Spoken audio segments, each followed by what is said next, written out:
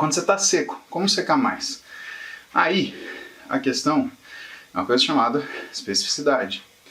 Lembra quando eu comecei os 60 dias lá? Eu falei para vocês, eu estava com 10,5%, 11% de gordura.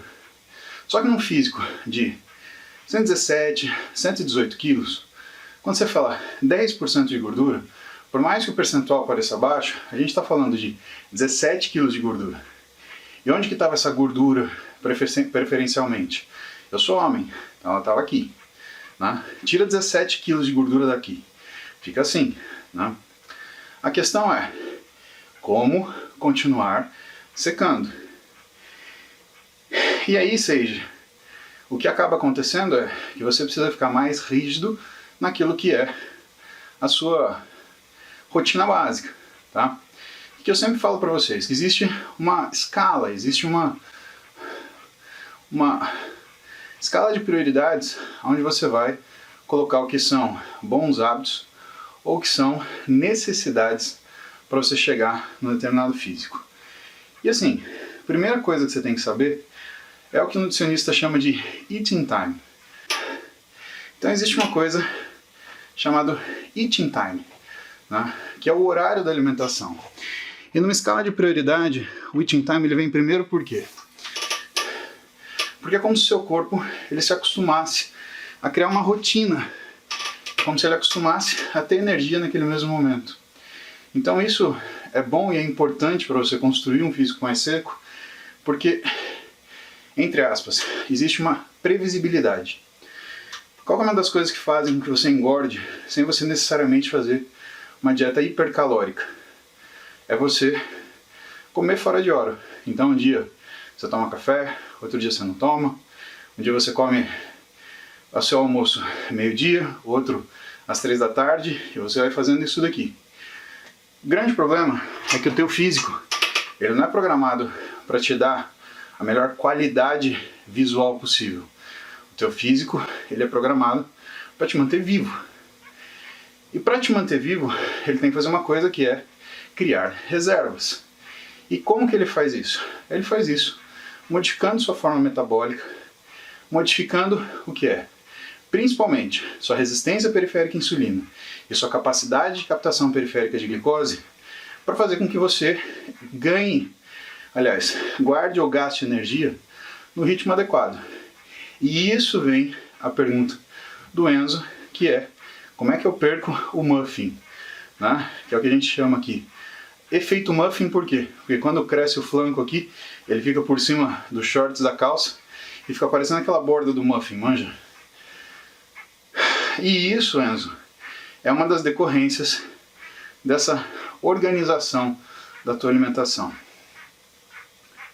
Então, dentro desse tema secar, vamos colocar primeiro as prioridades para o Sage saber o que ele tem que fazer e depois vamos colocar especificamente do muffin que o Enzo quer saber. Prioridade, Sage, né? Vamos falar igual um nutricionista fala. Eating time, você tem que estabelecer a hora de você comer. Isso é primordial. Se você não estabelece a hora de você comer, o teu organismo ele fica doido. E existe uma necessidade de você ajustar com o ciclo circadiano. Né? Você ajustar isso com o dia. Por quê? A gente tem relógios biológicos que têm horas de funcionamento. Isso é tão importante, que a oncologia, ou seja, o estudo das doenças neoplásicas, dos cânceres, você começa a estudar o que são os horários de maior funcionamento dos órgãos para que você entregue aquela medicação na hora que aquele órgão está mais funcionante. Por exemplo, se o paciente tem um câncer no fígado, você vai estudar que horas que o fígado tem seu pico de trabalho. Por quê? Nessa hora, você dá o quimioterápico, porque ele vai ser mais metabolizado. Então, o que você consegue fazer? Você consegue otimizar uma dose. Você consegue trabalhar com doses menores de quimioterápico, só que com efeitos maiores. E por que isso é importante? Porque o quimioterápico ele faz dano celular. Então, ele não escolhe a célula cancerígena para atacar. Ele ataca todas as células.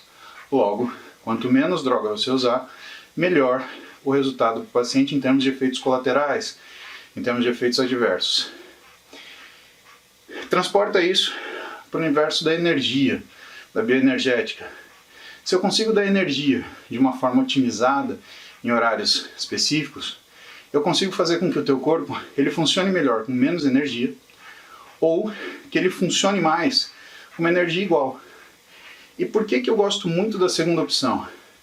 Porque quando a gente faz a distribuição calórica para um paciente lá no consultório, Vanessa, Heraldo, Camila, eles primam por não baixar a caloria, e sim redistribuí-la. Por quê? Se você não baixa a caloria, o paciente não tem fome, não tem falta de energia. E quais são os sintomas mais comuns dessa falta de energia, né? Ou dessa caloria baixa, na verdade? E o que a gente chama de falta de energia? Não é que você não tem disposição para levantar da cama, por exemplo. Isso é uma decorrência. Mas isso tem influência em tudo que permeia as 24 horas do seu dia. É difícil levantar? Sim. Você sente mais fome? Sim. Você sente mais vontade de doce? Sim. Você tem diminuição da libido? Sim. Você tem dificuldade de memória? Sim. Você tem dificuldade de aprendizado e retenção de informação? Sim. Você tem diminuição do desempenho no trabalho? Sim. Você tem variação de humor? Sim também. Ou seja, restringir caloricamente um paciente não é uma coisa tão simples e tão sem responsabilidade quanto pode parecer. Quando você toma a decisão de restringir caloricamente um paciente, você automaticamente está colocando numa situação onde, com mais ou menos intensidade, ele vai apresentar todos esses sintomas que eu acabei de te falar. E o que normalmente as pessoas notam? Homens e mulheres. Falta de libido. Isso é uma das primeiras coisas que vai embora. Você começa a ter uma diminuição do seu apetite sexual, porque falta energia. Se falta energia, o que é, entre aspas, supérfluo, vai sendo jogado de lado. Só que quando você faz isso, principalmente se você cuida de uma pessoa que é casada, que tem um relacionamento, isso impacta no relacionamento. Então você está criando um efeito colateral que afeta duas pessoas e não uma só. Logo seja, essa fragmentação da alimentação ou fracionamento alimentar, ele é importante porque é através dele que o nutricionista consegue fazer com que você emagreça sem que você coma menos.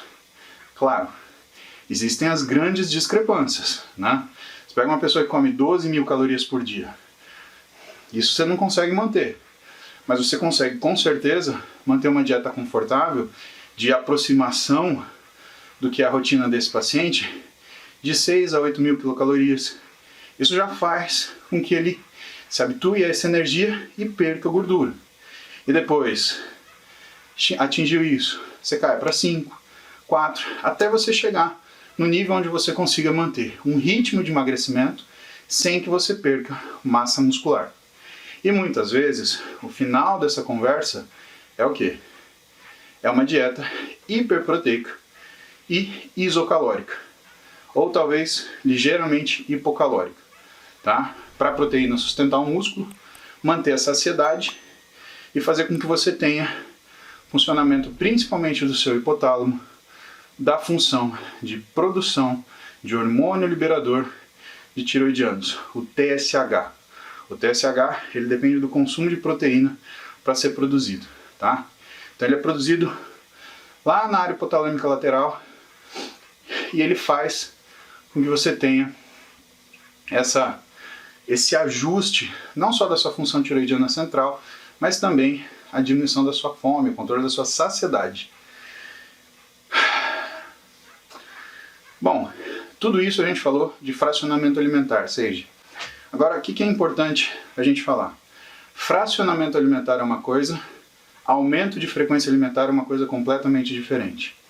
Fracionamento alimentar é quando você pega as calorias do dia e espalha. Então vamos supor que o teu Nutri fez o teu recordatório alimentar e ele calculou lá 3.000 quilocalorias.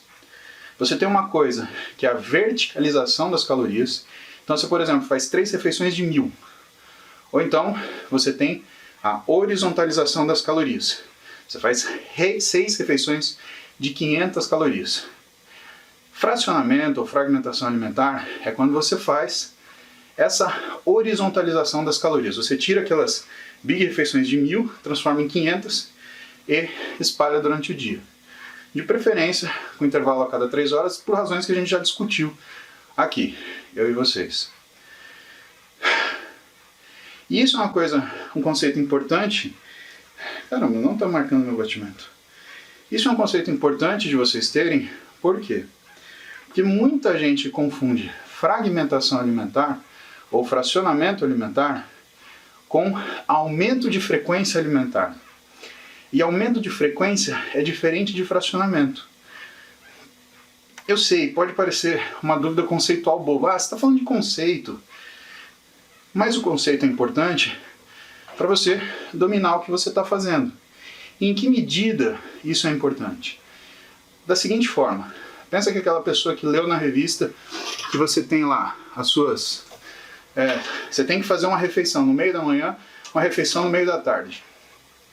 E essa pessoa, ela não tem orientação nutricional nenhuma e ela desconhece conceitos de boa nutrição. Eu vou até fazer um parênteses aqui, porque faz um tempo que eu acho que nutrição tem que estar na escola, né?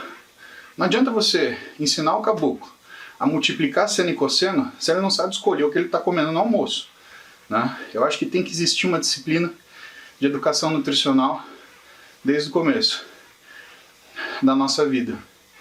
E eu pedi para o Arthur Duval e pedi para o Ricardo Arruda, ambos deputados, o Arthur daqui de São Paulo, Ricardo Arruda do Paraná, para a gente sentar e tentar escrever um projeto de lei para sugerir que a gente tenha nutrição na escola.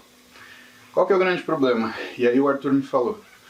Ele falou, Paulo, para você colocar alguma coisa, principalmente no ensino público, você tem que tirar alguma coisa. A gente é travado, a gente não consegue incluir.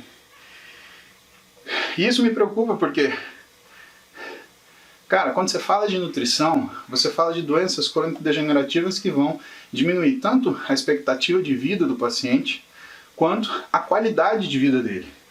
Então o que eu penso? Eu penso em milhões de brasileiros que daqui 20 ou 30 anos, que é a geração atual, elas teriam menos diabetes, menos pressão alta, menos obesidade. E evidentemente isso impactaria não só na qualidade de vida dessa população, mas na expectativa de vida. Isso faria, claro, doença é custo, que a gente imagina sobrasse recurso para investir em saúde, mas para investir daquelas coisas que não são evitáveis, né? Acidentes, traumas, câncer, por exemplo, né? O leading edge das doenças que a gente mais estuda para tentar controlar, né? Mas, parênteses feito, né? Discutido sobre isso, eu vou continuar enchendo o saco do Arthur e do Ricardo. Vamos ver se a gente consegue sair, fazer alguma coisa a partir disso, né? Se tiver alguém que tem alcance aí, que está assistindo isso, ou queira ajudar, meu direct está aí, só me chamar. Eu tenho maior interesse em fazer isso acontecer.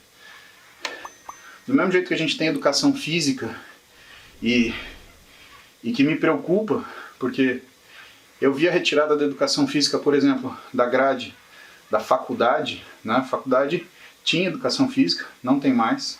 Hoje só tem até o colégio, né? Eu acho que a gente tinha que ter educação nutricional também, né? Importante saber o que você vai comer. Mas vamos voltar lá, CG. Então a gente fez o fracionamento alimentar e a pessoa ela não teve conceitos de nutrição. Então o que é dito para ela? Olha, você tem que fazer uma refeição no meio da manhã, você tem que fazer uma refeição no meio da tarde. Então a gente pensa naquilo que é a vida de uma pessoa normal, né? Sem nenhum problema de saúde, sem nenhuma situação, né, mais grave na vida, e que acorda de manhã para trabalhar, trabalha o dia inteiro e volta no final da tarde ou à noite para casa. E ela, a caminho do seu trabalho, pega uma revista, abre um jornal e está escrito que ela tem que fazer uma refeição no meio da manhã e uma refeição no meio da tarde. Como é que é o dia dela? De manhã, ela toma um café preto e come um pedaço de pão com manteiga. Aí ela vai almoçar lá pelas 1, 2 da tarde e ela come um PF, um arroz, feijão, bife e batata frita. Aí à noite ela chega em casa e come o que tem. Ou um arroz e feijão de casa, ou toma uma sopa, né?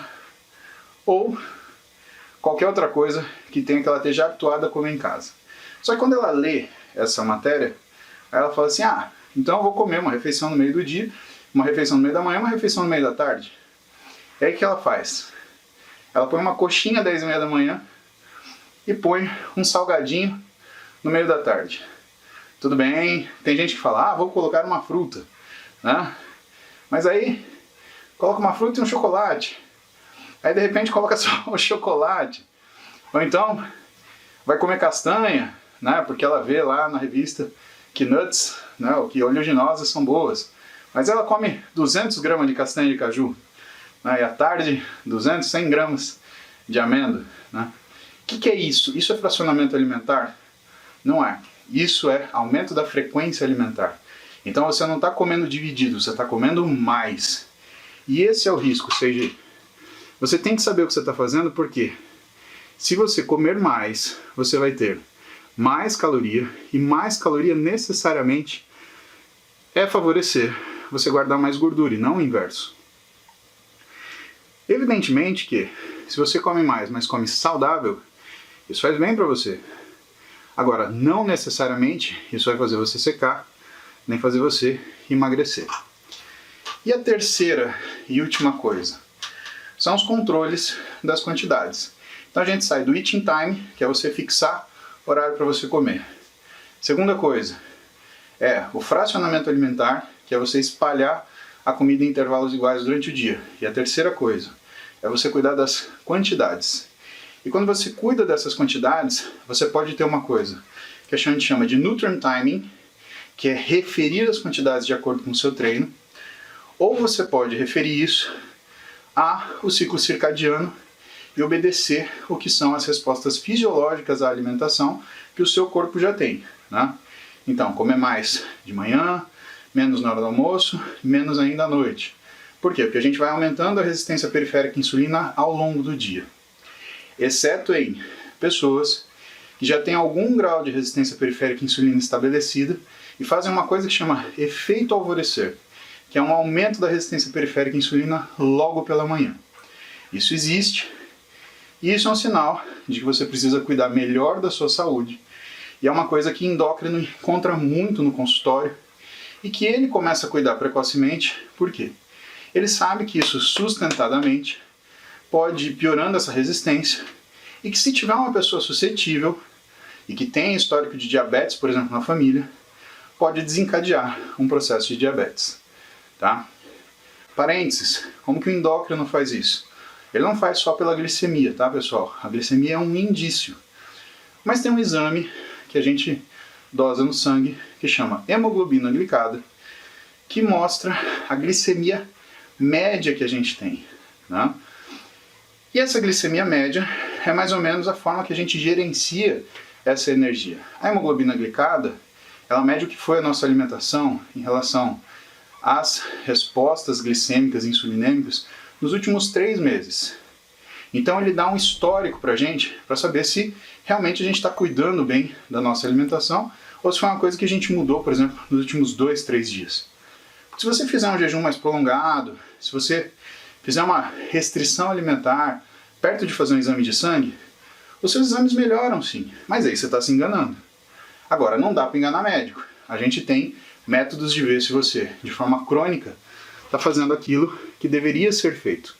Um desses exames é a hemoglobina glicada. A rigor, pessoal, no consultório, eu gosto que o pessoal fique com uma glicada abaixo de 5,2. Cara, é atleta, faz dieta, vai ter uma glicemia média maior que 100, não dá muito certo, né? Uma glicada de 5 é igual a uma glicemia média de 98, tá? Isso quer dizer que é um número bom, né?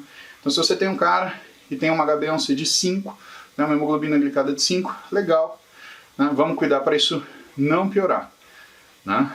Vamos acertar tudo para isso continuar onde está e durante a sua vida isso não mexer.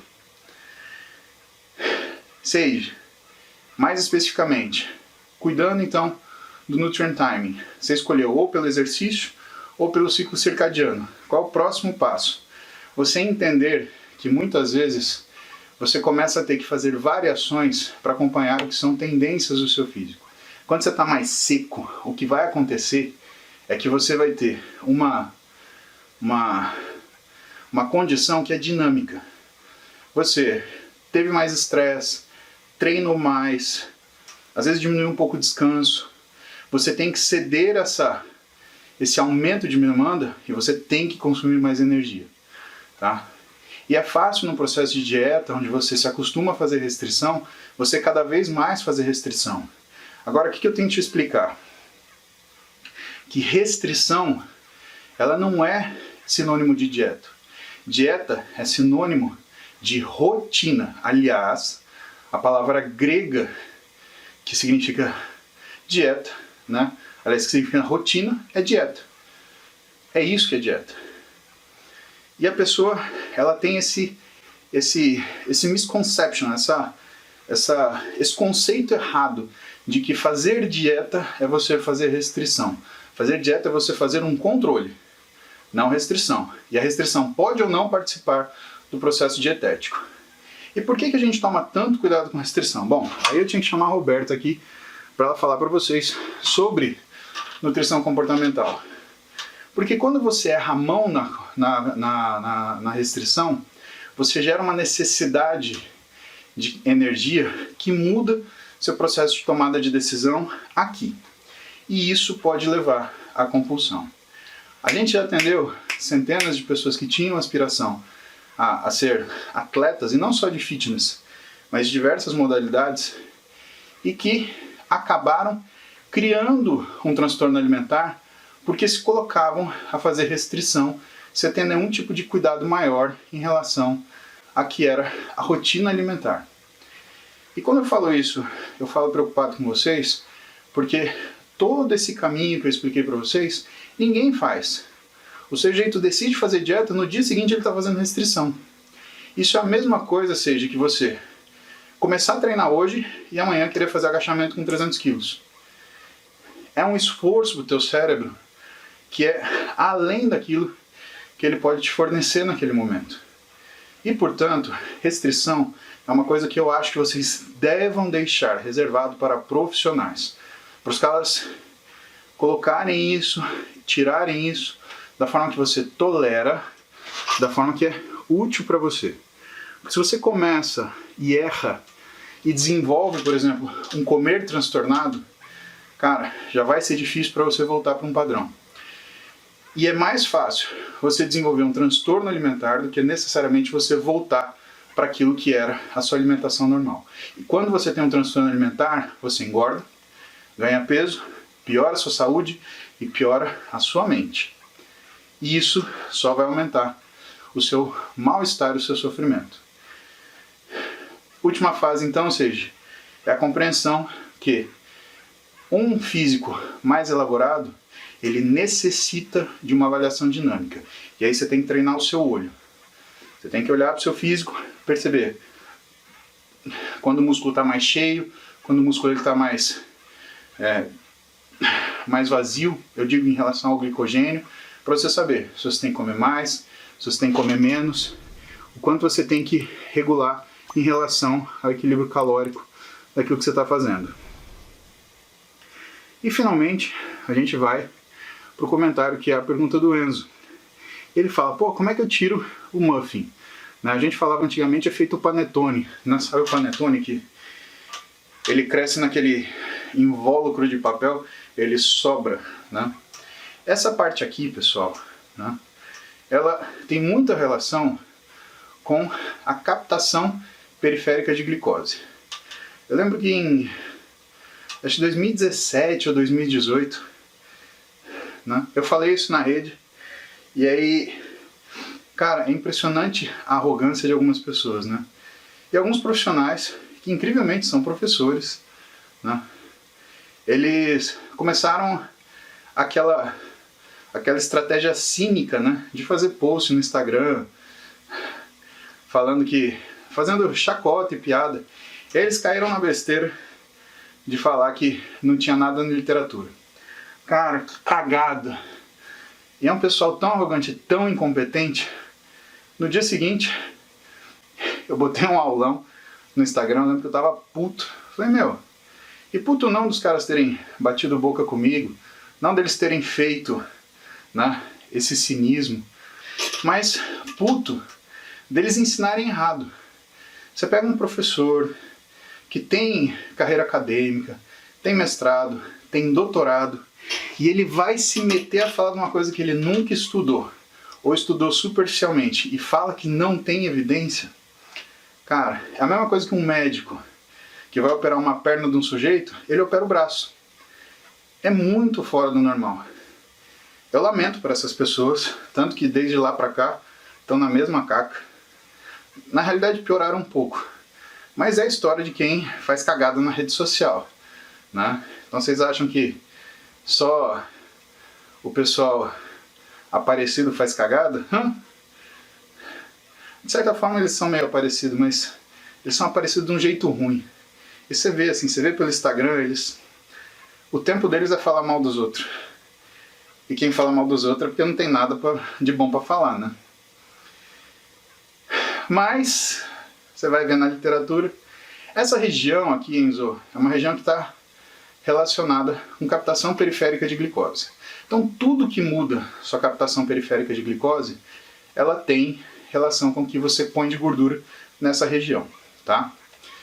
Isso quer dizer que, por exemplo, se você tem hipotireoidismo e não está regulado, você vai colocar gordura aqui. Se você usa um esteroide, né, e você está fazendo um ciclo, e sua testosterona está muito alta, esteroide aumenta a resistência periférica à insulina. E se existe um aumento da resistência periférica à insulina, existe uma piora na captação periférica de glicose. Aí o que vai acontecer? Muffin aqui, né? Aí você fica aquele cara que parece uma mortadela amarrada, daquelas que fica na padaria. Então, tudo que mexer com a sua captação periférica de glicose, ela vai fazer você colocar gordura aqui. O que é o mais comum, Enzo? O mais comum é quando você, por alguma razão, para de treinar abruptamente, tá? Eu dou muito o exemplo do meu paciente que viaja a trabalho. E por que a trabalho e por que não de férias? Porque normalmente quando o paciente viaja de férias, ele vai para a praia, ou então ele vai para um lugar que ele tem que visitar lugares. Ele tem uma rotina superativa. Ele acorda, toma um bom café, porque ele está no hotel. Isso também muda, né? Quando você está na sua casa, você toma aquele café reba. Quando você está no hotel, você come salsicha, ovo, você come até carne seca, se você estiver no Nordeste. Por sinal, saudade, viu? Que delícia é acordar em Natal e comer carne seca e mandioca logo de manhã. Olha, eu vou te falar. Ali a galera passa bem, viu? Ali, Natal, caboclo só não fica grande e seco se não quiser. Porque um cara que começa o dia amanhecendo 5 da manhã e comendo carne seca com mandioca, bicho, não tem como dar errado, velho, na boa. Sinceramente, aqui, São Paulo, 7 horas da manhã nessa época tá noite. Você vê a serração caindo na sua frente. É duro a vida aqui. E o que você vai comer tem fuligem, né? Porque, pelo amor de Deus, ô cidadezinha grande. Mas enfim. Quando você viaja para passear, você tem uma vida ativa. Primeiro que você muda o padrão de alimentação. Você toma café que você não tomava. Isso já aumenta o seu metabolismo. Segundo que você vai andar o dia inteiro. Vai voltar só à noite para você pro hotel ou pro lugar onde você está hospedado. Quando você viaja para trabalhar, e normalmente nessas situações de turismo, o teu físico não muda muito. O teu músculo, né, você não treinou, se você não treinou, ele vai voltar menos cheio, ele vai estar com um pouco menos volume, né, mas, cara, você não vai ficar frango que ficou sem treinar 15 dias. Isso não existe, né? Do mesmo jeito que você não fica forte em 15 dias, você não fica frango em 15 dias. você só vai sentir a sua musculatura menos cheia. Você não vai sentir aquela sensação da pele rasgando, assim, você tá, parece que o músculo vai sair da pele. Isso você não vai sentir, você não treinou, mas você não vai engordar. Agora, se você viaja para trabalhar, por exemplo, você vai fazer um curso, e o curso é das 8 da manhã, vamos falar que é um intensivo, às 8 da noite, todo dia, e você não consegue treinar, você está fora do seu ritmo de alimentação normal, né? Um congresso, por exemplo, né? Você vai para um congresso, 4 dias. Você tem aí 1, 2 dias de viagem, que você fica mais bagunçado entre sair e chegar no lugar, sair de São Paulo, chegar no lugar, sair de sua casa e chegar no lugar. Você está mais 1 ou 2 dias de viagem de volta, mais 3 a 4 dias de congresso, você tem lá uns 8 dias. Você vai notar que seu corpo mudou. Aonde você nota? Você nota aqui. Por quê? Você diminui o seu nível de atividade. Então, Enzo, uma das coisas que te ajuda a resolver essa banha daqui é justamente você aumentar o seu nível de atividade, né? A quantidade de atividade física que você faz, ela vai influenciar na sua captação periférica de gordura e vai influenciar no seu resultado físico, à medida que o seu resultado físico ele é proporcional à quantidade de trabalho que você executa. Então aqueles treinos tipo Blitzkrieg, HIIT, que você faz em 30, 35 minutos, eles podem estimular o músculo, mas você tem que ter alguma coisa metabólica. Eu tô aqui, cara, meu relógio tá alguma coisa. Alô, Apple, vamos melhorar esse Apple Watch aqui que tá foda, hein? Esse ritmo aqui que eu faço, mais ou menos 120 batimentos por minuto. Ah, mas isso não é aeróbio. Isso é aeróbio sim. E outro, é um aeróbio de baixa intensidade que melhora a função cardiovascular, né? Para o coração, né, o muito forte também não resolve, né? O muito fraco não faz diferença, mas o muito forte ele também não resolve. Você tem uma faixa de trabalho para melhorar o miocárdio. E aí eu deixo a dica, vocês procurarem o Dr. João Gifone, que aliás vai ter um curso aqui em São Paulo, eu vou postar para vocês hoje, né? Imperdível de cardiologia do exercício, né? E que pra gente que lida com esporte de alto rendimento ou alta demanda, ou então no caso de complicações, né? E como eu falei para vocês, a gente atende muita complicação no consultório, né? Ele é sensacional. Mas eu vou deixar no Stories. Se você é médico, se você é da área da saúde, profissional de educação física, você quer ver isso, quer entender mais de cardiologia, é esse curso do João. Já já eu posto para vocês assim que eu sair daqui. Que horas são? 8h08. Tá bom. E assim, esse cardiozinho que eu faço, ele melhora meu coração e ele melhora o que é a minha remoção de lactato, tá? Treino perna hoje, fazendo minha bike aqui assim, eu estou ajudando a remover meu lactato, por quê? Isso ajuda a aumentar a velocidade de recuperação. Então esse cardio que eu faço aqui todo dia com vocês, ele é um cardio maroto, né? Porque ele melhora tanto minha função cardíaca, quanto aumenta a minha velocidade de recuperação. Isso faz com que eu consiga compensar mais ou menos o que é a minha falta de sono, e eu consiga de certa forma melhorar a minha condição para eu treinar no dia seguinte. Então a minha vida em relação a esse cardiozinho é que nem uma escadinha onde eu vou subindo degrauzinho por degrauzinho, que nem formiguinha. E isso eu já contei para vocês, eu conto isso para vocês num vídeo da Max, tem lá na Max Titanium, né? Eu conto para vocês no meu aplicativo, aliás, pro pessoal do Banha, eu joguei no grupo, tá? O meu aplicativo tem 30 dias para você acessar de graça, para você ter esse conteúdo, mas de aula de verdade, né? Slide, isso, se você tem curiosidade de saber. Tem trocentas aulas lá. É só você clicar muse, muzy.app. Mas eu deixo aí embaixo, na descrição do vídeo, para vocês poderem acessar. Então se você é um banhento e quer ter aula disso, clica lá. Você tem 30 dias de grátis para você assistir a aula do tio e entender um pouquinho mais a fundo aquilo que a gente fala aqui, tá? Eu me esforcei o máximo para falar numa linguagem que acesse todo mundo, né? Não só o profissional da saúde, mas pessoal que gosta de treinar, que se interessa por esse assunto. Entendeu, Enzo? Quantidade de exercício. Então você pode fazer o HIIT que tem lá seus 30 a 35 minutos, mas você tem que ter uma complementação metabólica para ajudar essa gordurite aqui do flanco, o efeito muffin, ele dispersar, tá? Então não é à toa que eu tô aqui 38 minutos 39 segundos falando com você e te explicando sobre isso. Vamos fazer o resumão do dia. Seiji perguntou, como é que eu consigo continuar secando depois de secar muito? Seiji, você tem que ser específico, tá? Então, primeiro, fixa horário se você não fixou. Se você não fixar horário, isso não vai para frente. Isso é o primeiro fator limitante. Você não consegue ajustar. Segundo, fixa o horário, fez o eating time, aí você vai fazer o que é o fracionamento alimentar, né? Você vai dividir as suas calorias ao longo do dia, né? E lembra, fracionamento não é igual aumento de frequência. Você não vai adicionar refeição. Você vai pegar tudo que você come num dia e dividir entre 5 e 6 refeições, tá? Terceiro, fazer o nutrient timing. Se você quer fazer de acordo com o treino, né? Você vai programar a tua alimentação para o treinamento. Então, mais carboidrato 4 horas antes do treino, logo depois do treino, e uma distribuição mais amena nas pontas, com proteína igual em todas as refeições.